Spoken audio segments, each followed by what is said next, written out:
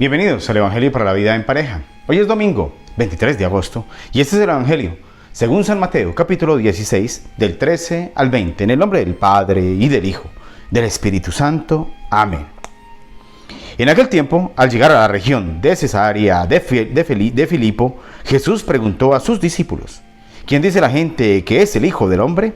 Ellos contestaron: unos que Juan el Bautista, otros que Elías, otros que Jeremías o uno de los profetas.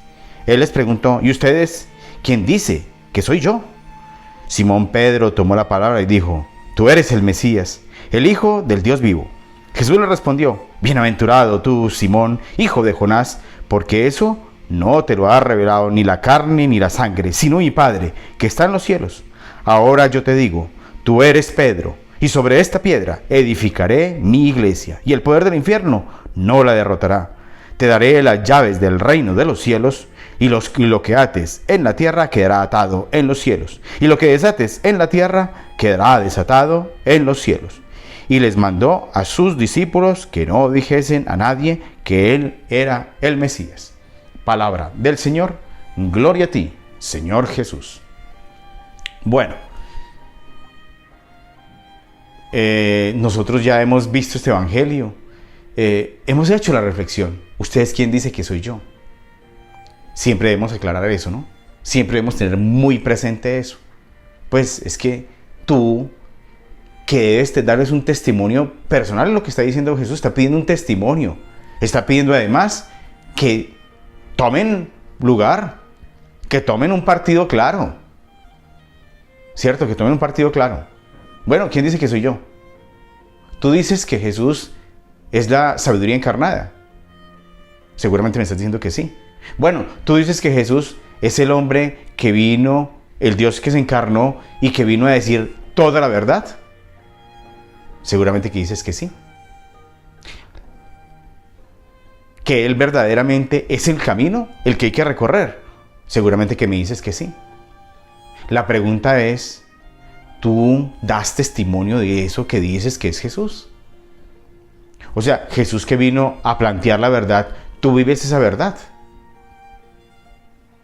En estos días estaba haciendo una tarea de filosofía con mi hijo y me proponían, el profesor proponía una pregunta interesante sobre Sócrates y la verdad, que a propósito se la recomiendo a ustedes leer en la Apología de Platón, respuestas sobre el tema. Pero el tema es que es la verdad. La verdad, lo que dice Sócrates, lo inspirador que tiene Sócrates es que habla sobre la verdad. Y siempre he pensado que Sócrates fue iluminado por la verdad divina, porque habla cosas muy lindas sobre la importancia de cuidarse en la vida, como la honestidad, la amistad, la sinceridad, las virtudes como la templanza, la fortaleza. Bueno, de todo esto habla Sócrates, habla sobre la verdad. Pues es que Jesús vino porque es la verdad encarnada. Todo lo que salió de la boca de Jesús es. Entonces la pregunta es para ti. ¿Tú quién dices que soy yo? Y en tu vida de pareja, ¿sí se nota eso? ¿O eres de los que tú a lo fariseico, entonces hablas unas cosas, pero dices? ¿Se acuerdan que en estos días estaba proponiendo el Señor, ayer o antier, estaba proponiendo de que hagan lo que ellos enseñan, pero no lo que ellos hacen? ¿Cierto? Porque hay una incoherencia. Que no sea lo tuyo también en la vida de pareja. Que no seas incoherente.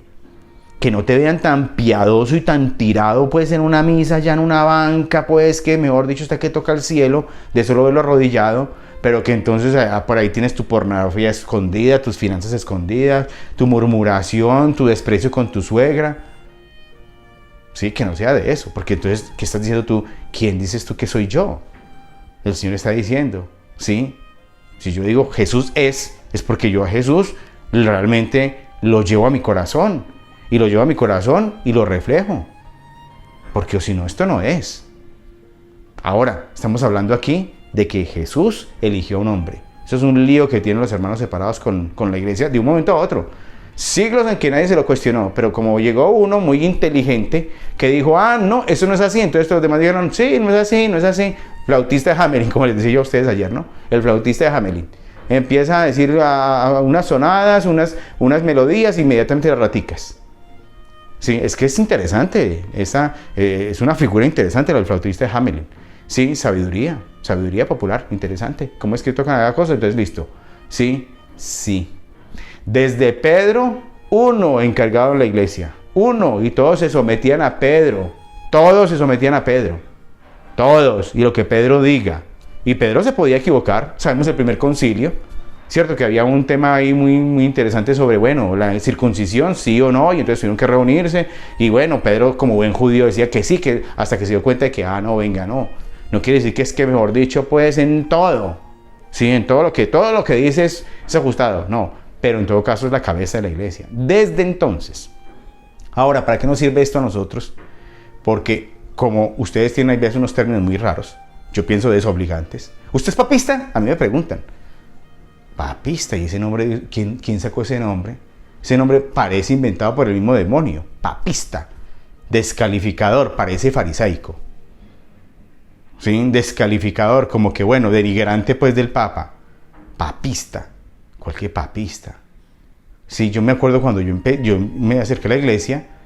Sí, entonces mucha gente tuve en contra. Gente muy cercana a mí. Me apedreaban. Los que no estaban esperando que yo hablara de Dios. Que tomara a Dios en serio. Que lo llevara a todas partes, incluso a mi consultorio. No querían. Entonces tuve una cantidad de enemigos impresionantes en ese entonces. Y yo recuerdo que yo muy compungido iba donde el sacerdote a confesarme y a decirle, ve padre, me atacan. Pero me acuerdo una pregunta entre las varias preguntas que me hizo, una súper importante de fondo. Hijo, ¿y sigues tú al Papa? ¿Eres una persona que consideras que el Papa realmente expone una verdad? Yo de una sí. De una. Sí. Los papas escriben unas encíclicas que son inspiradas por el Espíritu Santo. Esta iglesia doméstica que nos enseña a nosotros esposos, a nosotros padres, que nos enseña el Papa Juan Pablo II, una encíclica, una belleza, cuando empieza a exponer la importancia de la familia y de cómo Dios debe estar rigiendo esa familia y cómo esa familia se vuelve iglesia en el momento en que acepta la presencia de Dios en ella. Sí, entonces claro que soy seguidor de un Papa que me está inspirando a vivir un proyecto de vida de familia como Dios manda. Entonces veamos a ver todas tantas encíclicas que vienen a hablar sobre la importancia de la familia, sobre el vínculo indisoluble del matrimonio. Tantos papas. Sí van a decir ustedes que si tenemos papas también que han desafortunadamente jugado un papel histórico triste en nuestra, no solo iglesia, sino en la humanidad. Sí, claro, obvio.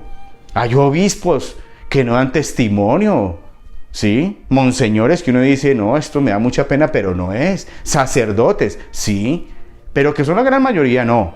O que son todos los papas, tampoco. O que porque un papa se portó mal, entonces se perdió pues toda la enseñanza y la inspiración del Espíritu Santo sobre todos los papas, entonces sobre los demás, porque uno decidió estar más en su cuerpo, en su carne, en sus pasiones y en su poder, y entonces resulta que todos los demás no.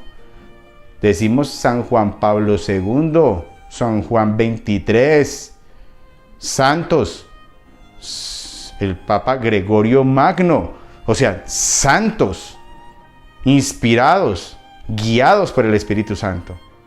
Pablo VI, todavía no es santo, pero qué papa. Pío XII. Entonces, tenemos una cantidad de papas en la historia espectaculares que tenemos que seguir y que tenemos que atender y que dirigen una iglesia muy bien dirigida y que es una sola, eso no hay cada uno lo que quiera, eso es lo bonito que tiene el papado de nosotros, que ellos exponen algo para unificar, tener una iglesia unida y no que cada uno por su lado, como muchos de nuestros hermanos separados, cada uno va llevando, no, a mí me dijo el Espíritu Santo, aleluya, y entonces empiezo y yo soy el que traigo la verdad y yo estaba en oración y me cogió el Espíritu Santo y me dijo. Sí, ustedes jamás van a encontrar un papa diciendo ese tipo de cosas, jamás, a mí me dijo y yo soy, no, jamás, sí, jamás, porque tienen la humildad a propósito, la misma humildad que Pedro tuvo. La misma humildad que tuvo Pedro para aceptar que estuvo en su error cuando decía que no, que sí tenían que ser circuncidados. Y Pablo dijo, no, Pedro, sí, esto era de los judíos, no le pedíamos lo mismo por favor a los gentiles. Sí, entonces venga y reunámonos. Sí, llegaron a la conclusión de que, bueno, sí es verdad. Sí, la verdadera circuncisión es interior. Es interior, es el corazón circuncidado, lo que Dios quiere, eso lo entendieron. ¿Sí? Y llevar una verdad.